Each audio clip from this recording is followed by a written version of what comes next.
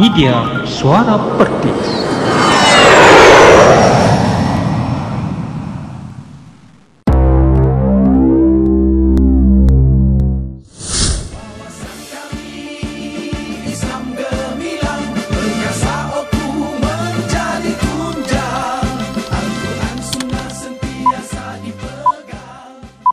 Assalamualaikum warahmatullahi wabarakatuh. Salam sejahtera kepada seluruh penonton-penonton di saluran Pertis Persatuan Orang-Orang Cacat Penglihatan Islam Malaysia. Dan saya Jasmadin bin Budin, iaitu naib yang dipertua Persatuan Orang-Orang Cacat Penglihatan Islam Malaysia Pertis, selaku Biro Media, juga memikul tanggungjawab sebagai Biro Media, akan membuat sedikit sebanyak podcast untuk memberi pengenalan kepada anda-anda semua tentang Pertis, fungsi Pertis, dan juga specially ataupun pengkhususan dalam bahagian Al-Quran.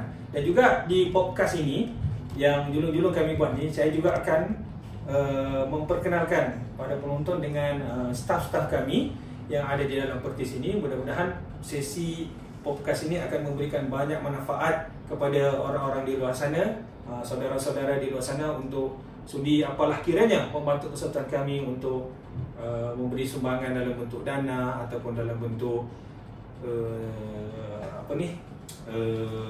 tenaga dan sebagainya lah. Ya, yang penting kita sama-sama mencari pahala, insya-Allah ya. Jadi sebagai permulaan podcast kita pada masa ini, saya membawa seorang staf kami yang memang betul-betul orang staf apa taiko lah ni okay, yang memang menjadi salah satu daripada tulang belakang Pertis lah, dan dia memang pakar dalam selok-belok Al-Quran Braille ini. Dan saya nak perkenalkan dia pun, saya rasa saya ingat biar dia terangkan diri dia sendirilah. Jadi ini sahabat saya, staf saya, nama saudara Firdaus Firdaus, nama Firdaus bin Hari. Jadi di kesempatan ni, kalau boleh cuba saudara Firdaus cuba terangkan latar belakang Firdaus sedikit sebanyak lah. Cuba kalau kadang-kadang penonton ni, kalau dia tengok, uish, tak nampak ni, kadang-kadang dia tertanya bila biasa kan macam tu juga tak soalan? Soalan biasa. Soalan biasa kan. Kalau dia tengok orang buta, first antara soalan pertama dia akan tanya, bila tak nampak? Dari kecil ke ataupun dah besar ke?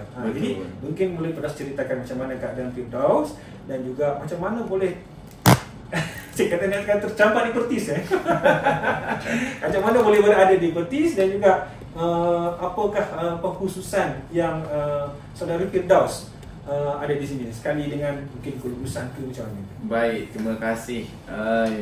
Ni nak panggil moderator pun segan. Sebab dia bos saya juga, sebab dia naik yang DP tua kan. Okay, terima kasih lah. Kami kat sini macam keluarga. Kami panggil dia Abang Jas. Terima kasih lah Abang Jas. Okey, saya nama Muhammad Firdaus bin Hairi. Sekarang 35 tahun. Saya lahir dekat Lumut, Perak. Dah kahwin kan? Dah kahwin, Alhamdulillah. Alhamdulillah. Kalau bujang tadi mungkin kita boleh buat promosi lagi. Dan Alhamdulillah ada 3 orang cahaya mata. Saya lahir kat Perak, dekat Lumut, dalam kem tentera. Sebab ayah saya dulu tentera laut.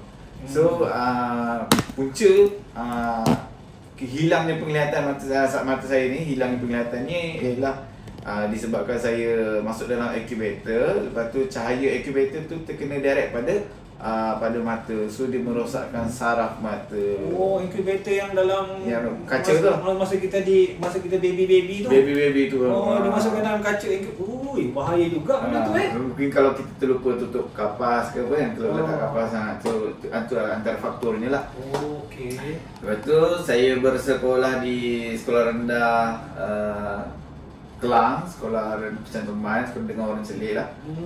Macam mana boleh belajar Firdaus? Boleh. Sebab dia percantuman, mana ada bercantum. Apa maksud bercantum? Ada bilik khas yang diperuntukkan untuk okey penglihatan. Tapi kita akan masuk subjek-subjek teras lah. Masuk dengan sekali kawan-kawan normal, kawan-kawan celik ni, kita akan masuk subjek teras lah. Macam agama, bahasa Melayu, bahasa Inggeris, macam tu. Macam sains yang melibatkan uji kaji tu kita tak masuk lah, kita duduk bilik khas lah. Jadi sampai darjah 6 saya masuk daripada darjah 1 sampai darjah 6. Lepas tu saya masuk asrama memang sepenuhnya rakan-rakan OKU penglihatan dekat setapak Sekolah Menengah Pendidikan Khas Setapak. Saya tahu tu. So lepas tu saya sampai SPM, lepas tu saya sambung STP.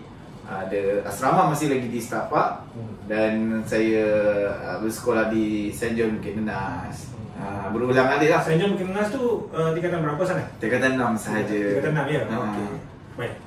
Lepas tingkatan 6, ke mana perginya? Lepas tingkatan 6 saya Alhamdulillah ada peluang untuk masuk bahagian bidang agama. Saya memang mencari jati diri, mencari diri waktu sekolah tu Mencari jati diri.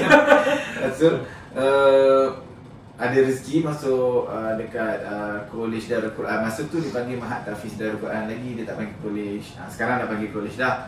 Tapi dia punya syllabus dia macam universiti lah. Dia ada ikut semester, dia tak ikut style pondok. Dia ikut style semester macam universiti. Ada pointer, ada exam, dia semua macam universiti lah. Ada syllabus dia. Saya duduk situ lah. Tapi oleh kerana kami ni batch pertama OKU penglihatan yang diambil secara besar-besaran, macam sebelum tu ada tapi secara kecil-kecilan, macam secara personal macam tu kan. Tapi batch kami ada secara besar-besaran. So kami mula dengan persijilan. Lepas tu ada belajar kursus bahasa Arab sebab kita daripada sekolah kebahasaan biasa kan. So kita belajar kursus bahasa Arab dan teruslah sambung ke peringkat diploma. Alhamdulillah 4 tahun setengah duduk kat dalam tu. 4 tahun setengah ya? 4 tahun setengah. Orang lain 3 tahun, kita 4 tahun setengah lah. Mencabar juga ya? Tapi Alhamdulillah dapatlah diploma dalam bidang apa tu? Dari sudut sijilnya adalah diploma tahfiz Quran wal qiraat. Wah, jadi orang di hadapan kita ni penonton sekian seorang tahfiz ya. Bukan calang-calang. Jadi itulah kelebihan, masing-masing ada kelebihan. Saya pun tak tahulah. Jadi inilah ya. Jadi macam mana boleh sampai ke Pertis tu? Saya sebenarnya jadi ahli Pertis ni lama dah, tahun 2009. Waktu mula-mula register dekat Darul Quran tu, register juga dekat Pertis. Sebab ada kawan-kawan yang masuk Darul Quran tu juga, dia merupakan ahli Pertis. So dicadang lah, dicadang program-program yang ada dekat Pertis. So kita join lah. Kita rasa macam seronok dan adalah kita rasa adanya NGO yang menaungi OKU yang berminat ke arah Islamik ni. Sebab itu kita rasa ini bagusnya persatuan OKU Islam. Selalu kita dengar persatuan OKU biasa je. So tiba-tiba ada persatuan OKU Islam dan kita pun berada dalam bidang pengajian Islam. So macam match lah tu. Kita rasa macam kena lah. Sebab itu kita register jadi ahli dan join lah program. Banyak program yang Pertis buat, kita join. Sampailah habis belajar pun, bila kita dah kerja, masa tu saya kerja dengan sebuah syarikat percetakan. Tapi program tetap saya join program Pertis lah. Ada Pertis buat program munajat waktu Ramadan. Program banyak Pertis buat program pergi outdoor pun Pertis. Walaupun dia persatuan Islam, dia pernah bawa ahli-ahli dia merasai jungle trekking, flying fox, semua ada. Orang buta boleh main gitu. Ada trekking, flying fox. Ada. Wah. Memang kita merasai semua. Memang tu masa tu kan kita. Menarik ni, nanti kalau ada apa-apa ni kita mungkin boleh buat satu video lain lagi. Podcast lain, tengok macam mana kegiatan orang OKU penglihatan dalam camp jati diri ni. Betul tu. Jadi bukan orang biasa saja boleh buat, orang buta boleh buat sebenarnya. Betul. Terus bila dah seronok kan, dan saya memang belajar bahagian editor braille di syarikat percetakan tu. So dari sudut keperluan Pertis ketika itu, Pertis memerlukan kaki tangan tambahan untuk membantu dari sudut editing dalam buku-buku yang menggunakan bahasa Arab, bahasa Jawi. So dari sudut keperluan tu alhamdulillah saya ada. So di situlah kita belajar. Mula-mula kita edit buku kecil-kecil dulu lah daripada Pertis. Dan daripada penilaian AJK Pertis tu, Pertis tawarkan untuk menjadi kaki tangan lah di sini. Saya masuk Pertis secara rasmi 18 Mac 2018. Daripada tahniah lah kerana diterima sebagai sebahagian daripada keluarga staf Pertis. Okay, bertemu lagi kita dalam podcast pada masa ini dan kita sambung lagi perbualan kita Saudara Firdaus Al-Hafiz. Jadi Saudara Firdaus, tahniah lah terlebih dahulu saya ucapkan kerana diterima menjadi sebahagian daripada keluarga staf Pertis lah. Dan cuba Saudara Firdaus terangkan pengkhususan yang Saudara Firdaus buat di dalam Pertis ini sendiri. Baik, terima kasih sekali lagi Brother Jas, bro Abang Jas. Okey, pengkhususan saya dekat Pertis ni, alhamdulillah sebenarnya saya ditawarkan sebagai dengan jawatan Ketua Unit Penerbitan, tapi fokusnya menjaga hal ehwal Al-Quran Braille dan berkaitan lah. Maknanya fokus pada buku-buku yang ada penulisan ayat Quran apa semua tu lah. So tugas utama saya adalah editor lah. Saya mengedit buku-buku daripada tulisan biasa kepada tulisan Braille, lepas tu menyalin segala dokumen daripada tulisan biasa kepada tulisan Braille. Dan juga saya juga pernah diberikan kepercayaan untuk merancang beberapa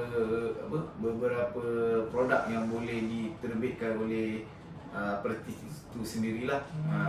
Bergantung pada atas permintaan ahli juga. Contohnya macam kita, alhamdulillah kita dah siapkan dengan jaya ni buku pengubatan Islam. So dah ada dah insya-Allah rakan-rakan yang boleh. Kalau orang buta boleh mengubat. Boleh mengubat, alhamdulillah. Kalau dia belajar dengan betul, dia baca, dia amal dengan betul, insya-Allah dia orang buta pun boleh menjadi perawat. Orang tak nampak ni boleh jadi tabib. Insya-Allah. Okey, jadi sesuatu yang menarik sebenarnya. Jadi kalau mana-mana penonton yang rasa teruja untuk melihat macam mana proses Al-Quran Braille ni dicetak, macam mana dia dibuat, macam mana dia diedit, sila-silalah datang berkunjung ke pejabat kami di mana? Di Brickfield. Di Brickfield. Dalam Padang Belia Brickfield. Dalam Padang Belia Brickfield, insya-Allah.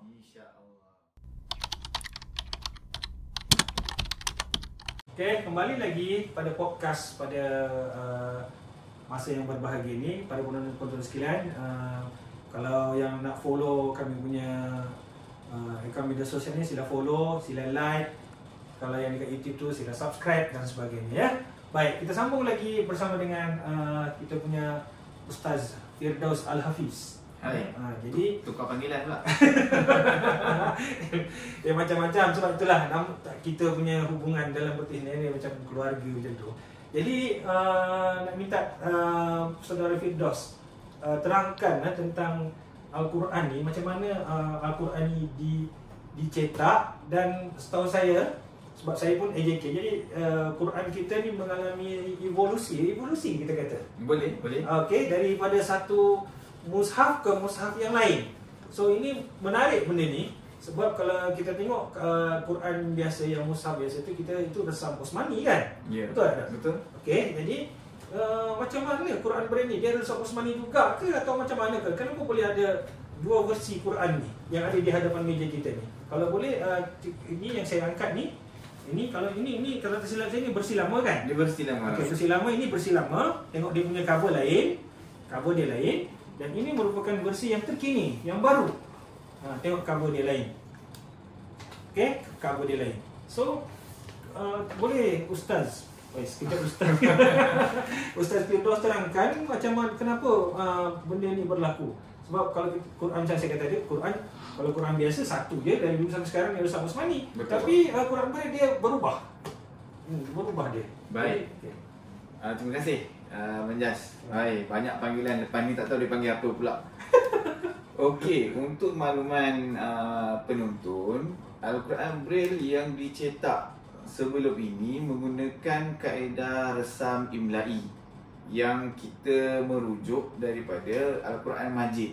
Al-Quran Majid, kalau orang lama, orang sini-sini kita, ayah-ayah, ibu-ibu kita, tok nenek kita, dia bila kata Quran Majid ni dia famous lah, dia tahu. Quran Majid. Saya Masa saya kecil-kecil dulu, masa saya nampak dulu pun, saya belajar Quran yang itu sampailah saya tak nampak itu Quran itu juga sampai sekarang pun saya tahu itu juga. Quran Majid. Bukan, Quran Resam, tapi ya. saya tak tahu yang Majid ni. Untuk generasi yang lama lah. Mungkin dah tak ada lagi cetakan dia kan? Ya betul, bila KDN dah menetapkan bahawa Malaysia akan mencetak Al-Quran Resam Osmani sahaja. So Quran-Quran yang cetakan daripada luar yang menggunakan kaedah resam yang tidak sama selarasnya dengan yang diperuntukkan oleh KDN. So Al-Quran itu tidak boleh dipasarkan lagi. Tapi mungkin orang lama ada yang tersimpan, ada yang jadikan kata simpan buat kenangan kan. Tu masih ada lagi tu, kira rezeki lah. Kalau nak cari kat pasaran tu dah tak ada. Macam ni antik lah, klasik lah. Betul.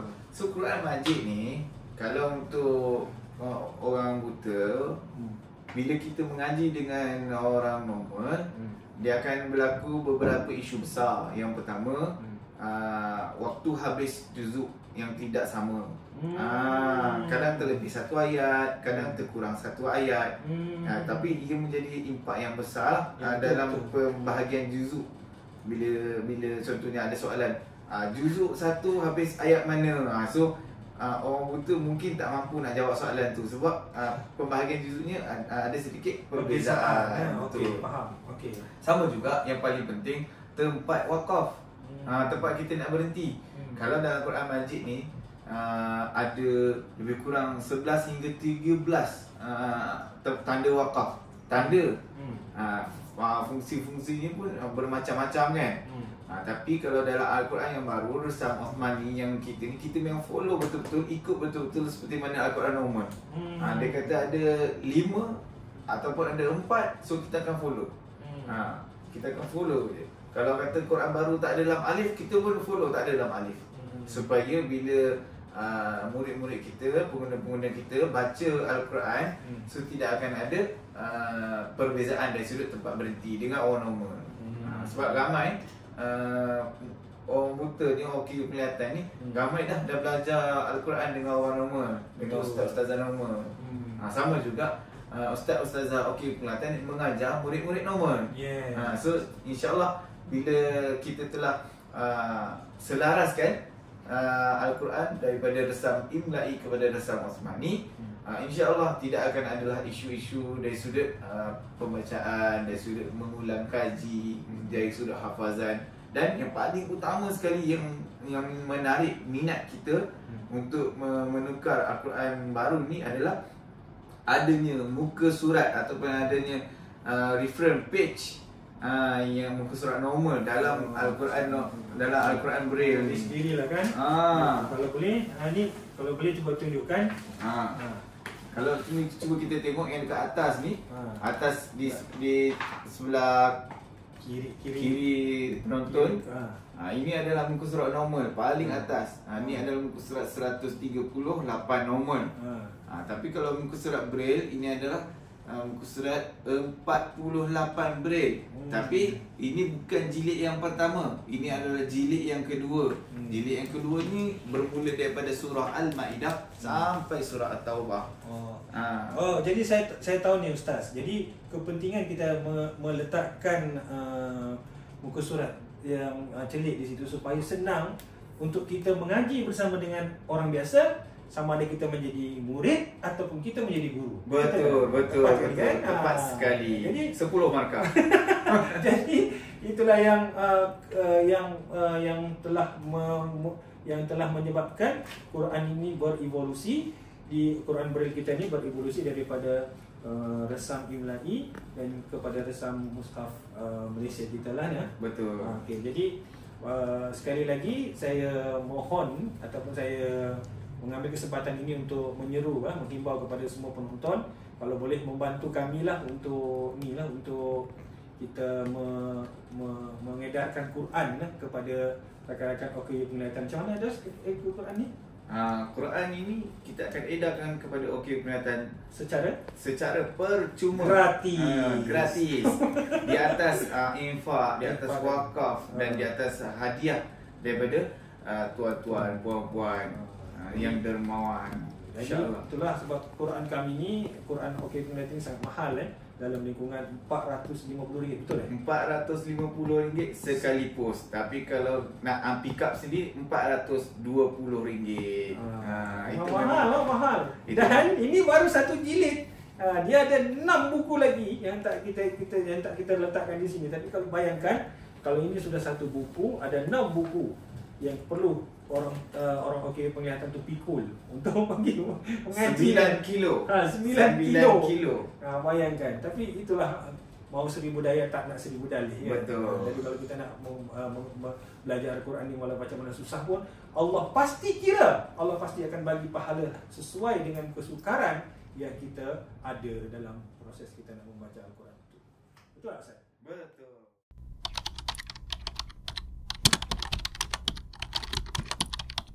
Kembali lagi dalam podcast yang pertama daripada Persatuan Orang Cacat Penglihatan Islam Malaysia. Dan kita sambung lagi perbicaraan kita mengenai Al-Quran Braille Mushaf Malaysia ini. Okey, Daus, Ustaz. Jadi dia kena respect ilmu dia ni. Okey, jadi macam mana kita ni berlega dalam lingkungan OK Penglihatan. Ada banyak isu juga, ada beberapa isu yang ditimbulkan dalam Quran kita ni. Ada yang katakan Quran ni betul-betul Quran sejati, ada yang bukan Quran. Kalau macam mana, saya pun kurang arif dalam bab ni. Cuba Ustaz Firdaus terangkan kedudukan sebenarnya Al-Quran ni di dalam kita punya undang-undang di Malaysia ni, ataupun dari segi fatwa ataupun bagaimana. Baik, terima kasih Cikgu Jas. Untuk makluman para penonton, selain menjadi naib yang dipertua Pertis ini, Saudara Jasmadi ini merupakan guru, seorang guru. Itu boleh panggil dia Cikgu Jas. Dia merupakan muallim juga. Muallim. InsyaAllah. Baik, kita kembali pada persoalan tentang adab ataupun tentang taraf Al-Quran Braille, mengikut pandangan undang-undang di Malaysia ni lah. Ya, betul. Okey. Majlis Fatwa telah memutuskan pada tahun 2019 macam tu, 2019 2020 macam tu, Majlis Fatwa telah mewartakan satu, kita punya apa, endowment kan, satu kenyataan tentang status Al-Quran Braille.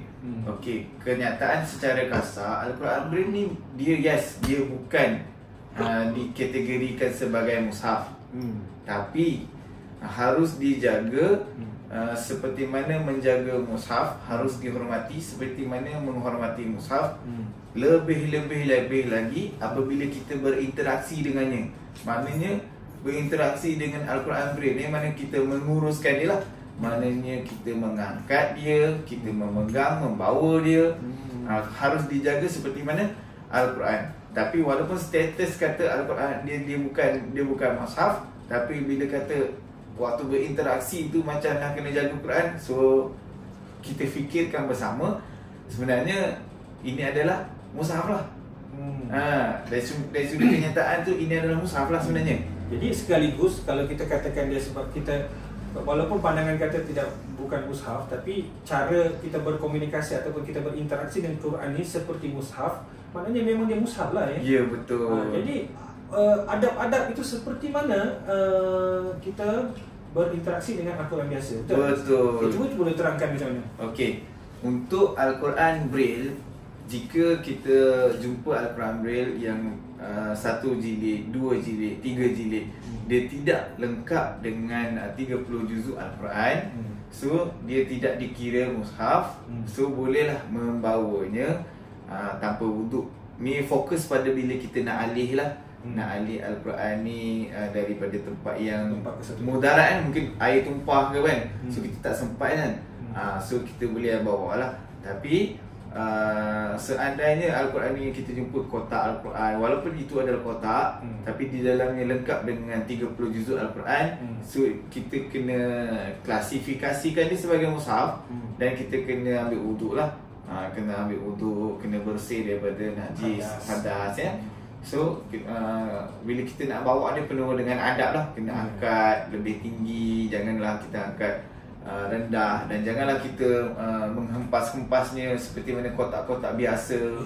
Dan janganlah kita mengalihkan yang menggunakan kaki. Sebab ini adalah adab kita dengan Al-Quran. Kalau Al-Quran biasa kita boleh lakukan dengan baik. Sampai saya pernah jumpa anak-anak dulu, dia nak pergi kelas mengaji, Al-Quran tu dibalut dalam kain tudung, dalam kain apa sapra ke apa, dibalut dan diangkat di atas kepala, dijunjung di atas kepala tu. Sampai macam tu sekali. Macam tu sekali. Kalau Al-Quran ni Tapi kalau Al-Quran kotak macam mana kita nak junjung? Nak junjung atas kepala memang tak boleh lah, 9 kilo. Jadi macam mana cara? Cuma kita pegang ikut kesesuaian kita. Ikut kesesuaian dan ikut kemampuan. Kalau kita tak mampu, kalau kita tak mampu nak jaga semua, kita jangan tolak semua. Dan satu lagi mungkin dari pandangan ustaz tu, kalau sebab kita kena menghormati Al-Quran ni, kalau boleh kita jangan letakkanlah sebaris dengan kotak-kotak yang lain kan. Betul. Kita tinggikan dia. Ada lapis dan lebih tinggi lah daripada benda-benda yang lain. Daripada separas lantai tu tinggikan sedikit. Tinggikan dalam 2 kaki, 1 kaki pun tak apa dah. Jadi ini peringatan untuk rakan-rakan kita yang terutama untuk OK Penglihatan yang memiliki Al-Quran ini. Sekaligus kita menghormati dan kita menghargai sumbangan daripada orang-orang yang mewakaf sebagai sumbangan untuk mewakafkan Quran ini kepada kita. Betul. Tambah sikit. So walaupun Al-Quran Braille ni dia adalah tulisan Braille, janganlah kita beranggap ini adalah Braille je pun, jangan bagilah kenyataan macam tu. Kita kenalah bagi kenyataan walaupun dia Braille tapi dia adalah Al-Quran. Al-Quran dia. So kena ingat, mereka dia kena set dalam minda kita, Al-Quran tetap Al-Quran, walaupun dari wasilah bagaimanapun, daripada kaedah penulisan macam mana pun, Al-Quran tetap Al-Quran. Janganlah disamakan Al-Quran tu dengan benda-benda yang lain. Jangan kata Allah tak apa, dia tulisan Braille je pun, jangan. Dan satu lagi, kalau bila kita dah memiliki Al-Quran, fokus pada rakan-rakan OK Penglihatan. Bila kita dah memiliki Al-Quran, carilah guru. InsyaAllah Pertis akan sediakan guru-guru yang insyaAllah tidak akan mengecewakan. Sebab kita ada juga ramai juga guru-guru daripada pengajian-pengajian Islam. Kita ada juga guru-guru yang dilahirkan daripada kelas-kelas Pertis itu sendiri. InsyaAllah carilah guru. Kalau rasa malu nak belajar ramai-ramai, belajarlah dalam kelas Pertis lah. Dalam kelas Pertis. Kita ada dan orang-orang dalam kelas tu pun ada berbagai-bagai kategori peringkat-peringkat. Jadi kita bolehlah masukkan di siapa-siapa yang nak belajar ni ke peringkat-peringkat yang tertentu kan. Betul. Jangan malu lah. Jangan malu. Jangan. Untuk belajar Quran ni jangan malu. Pasti Allah akan bagi ganjaran kepada kita. InsyaAllah. Dan itulah jadi kita menghimbau lah kepada saudara-saudara, sahabat-sahabat yang menonton podcast ni supaya itulah mungkin ada rezeki lebih sikit, bolehlah membantu kami untuk menyumbang untuk kita buat wakaf Quran. Kita punya macam ni, kita satu Quran untuk satu OKU Penglihatan, satu Al-Quran. Satu OK Penglihatan, satu Quran. Kita tambah lagi satu OK Penglihatan, satu tafsir juga. InsyaAllah. Jadi itulah okey.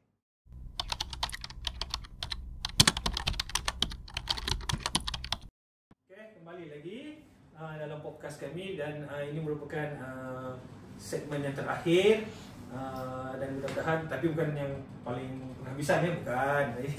Ini yang pertama dan insyaAllah akan podcast yang berikutnya lah. Jadi sebagai rumusan daripada kita punya perbualan santai tadi, apa harapan Ustaz Firdaus tentang Mushaf Al-Quran Braille ini sendiri, tentang Pertis itu sendiri, dan tentang inilah saudara-saudara kita yang menonton podcast kita. Baik, terima kasih kepada Abang Jas. Okey, harapan saya ada tiga yang diharapkan daripada persoalan Abang Jas tu. Tiga Yang pertama tentang Al-Quran. Okey, tentang Al-Quran, harapan saya fokus pada OK Penglihatan dulu. Jangan jadikan Al-Quran Braille ini sebagai tulisan Braille sahaja, tulisan Braille biasa. Jadikan Al-Quran ini sebagai Al-Quran yang sebenar-benar Al-Quran. bukan sekadar bacaan dia, bukan sekadar penghayatan dia, tapi jadikanlah keseluruhan Al-Quran Braille ini adalah Al-Quran. Anggap dia adalah Al-Quran biasa. Letakkan di tempat yang sepatutnya, ditinggikan tempatnya, dimuliakan tempatnya, dan dijagalah adab-adab bersama. Jangan kena tutup aurat, apa semua tu kena lakukan dengan mengikut seperti mana adab-adab Al-Quran biasa. Okey. Untuk harapan saya tentang Pertis ya.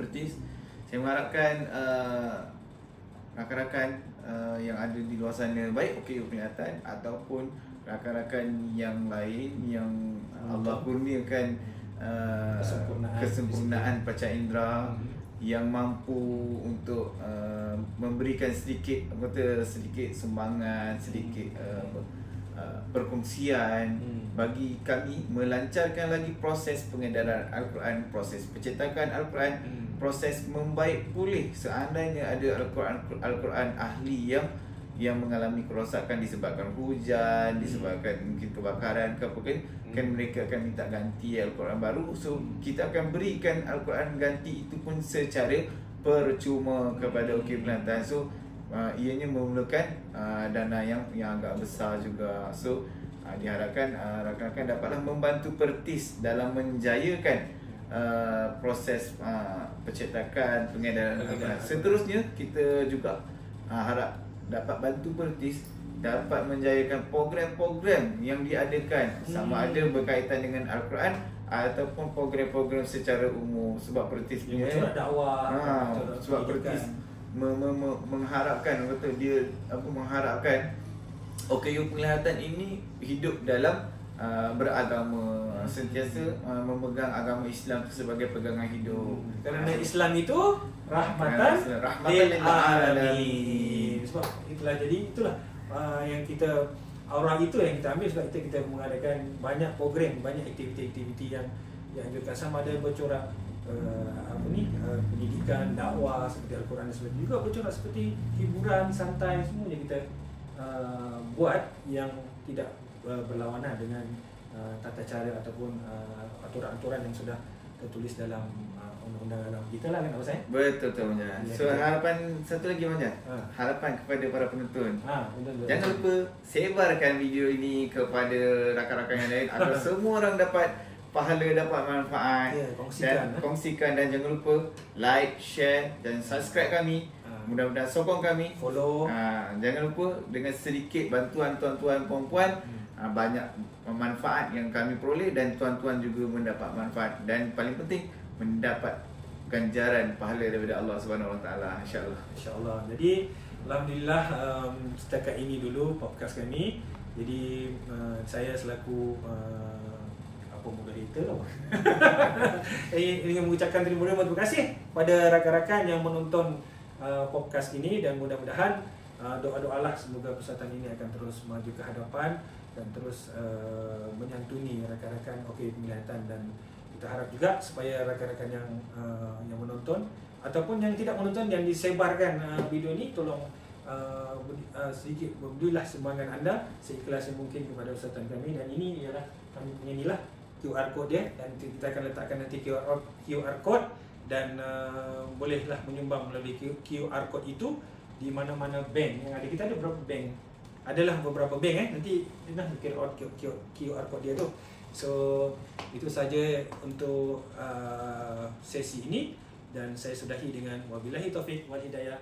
Wassalamualaikum warahmatullahi wabarakatuh. Wawasan kami Islam Gemi.